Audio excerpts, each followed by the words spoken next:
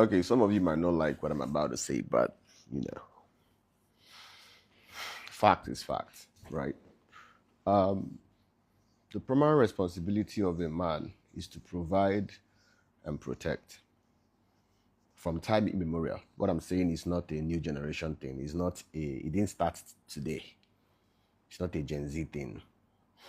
The way God designed a man is to provide and protect. This is way back from the Garden of Eden.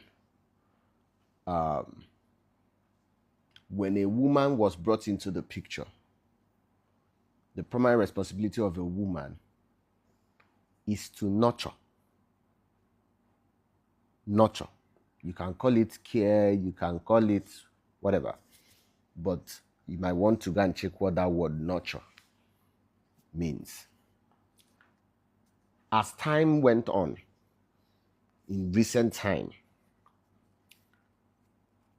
there became something that looked like a bit of a shift in responsibility. And women now had to start almost assuming the roles of men. The truth of the matter is this: irrespective of what the woman wants to do as her own passion, whatever career she's supposed to go into, it should not still automatically move her position from a nurturer to a provider and sometimes a protector in the home. Where the problem started was when certain men decided to stop taking responsibility, mostly because a woman or their wife have gotten to a place where she now earns to the point she makes good income that is maybe more than what he makes, or he doesn't even make at all. Then he translates income as you are now in charge of the responsibility I'm supposed to take. This is what you should look out for. And until this is corrected, we are still going to keep seeing that problems. Ladies, your job, irrespective of what you do, irrespective of the business you have, your primary responsibility is to nurture and care for both your husband and your kids. It is the design of God. So I do not care. And you know, this is also why I am of the, you know, I am in the school of thought that women should actually be taken care of. And I'll say this. I'm not talking about those entitled ones that keep telling you I'm the prize. I'm all that's entitlement, and it's a bad spirit. If you have that, it's a bad spirit. But you see, a woman naturally is supposed to be cared for. That is why no matter how much a woman has or the status she has climbed, she still wants to come back to a man. She wants to come back to be called baby, to be taken care of. She wants somebody she can be baby to, because the scheme of things, she's supposed to be the softer one. So I want to correct this thing. When women say that they want to be cared for, there is nothing wrong with that. That is the makeup God has put in them. So for men, be able to know when you can tell your wife to pause. All this mindset of we need to split the bill. If you're making enough, why are you suffering her? There are some more important things. I've seen a family in this Nigeria. I will not mention that. I have a family friend. Father busy, mother busy. Their children have grown, all of them. Nothing to write home about. Wealthy family. Nothing to write home about, because father was never at home, mother was never at home. Had the mother been at home, and they were both making money.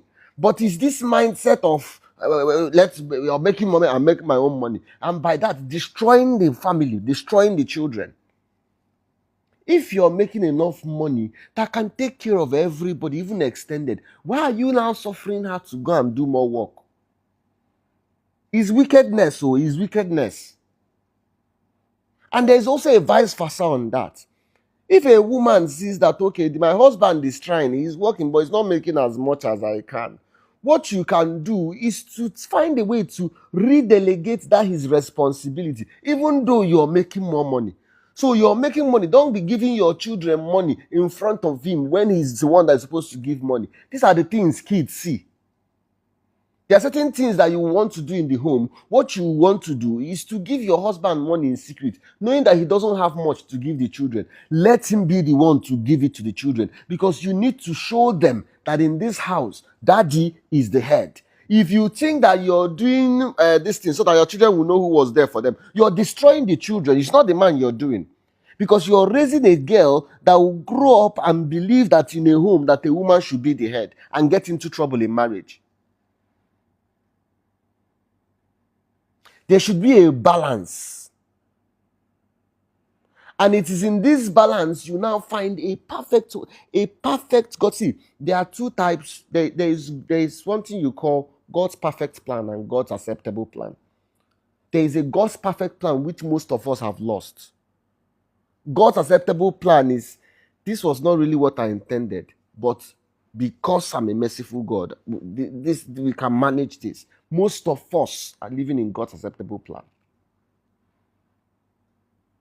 So men, learn to take care, learn to put the woman, no matter how much she makes, no matter no matter how intelligent she is, do not be intimidated by that. Learn to understand that in that woman that is a boss lady is also a girl that wants to be taken care of. Is also a girl that wants to be cuddled and pecked and kissed, and is also a girl that wants to be loved. And on the flip side of women, if you look at that your husband, even though you're making more money, he is a man that is a lion in him. He also wants to take huge responsibility of his family. Help him balance it so that we can make godly children. Because the family system is in big trouble. Especially the things my eyes have seen, the family system is in big trouble. With the type of parents that are growing up and the type of things we are seeing, we might not know what the consequences will be until later. It's later, it's not now you will see it. When it comes to marriage, it comes to family, you can't be selfish. If you do my own, you will destroy your family. You don't fight in front of the children. You don't raise certain things in front of the children. What you're doing, you're programming them. And they'll get up and be disturbed, children with error. And be a menace to the society because of what you did. Let's be guided. Let God help us raise the children, raise the family He originally intended for us to have. In Jesus' name. Have a beautiful day.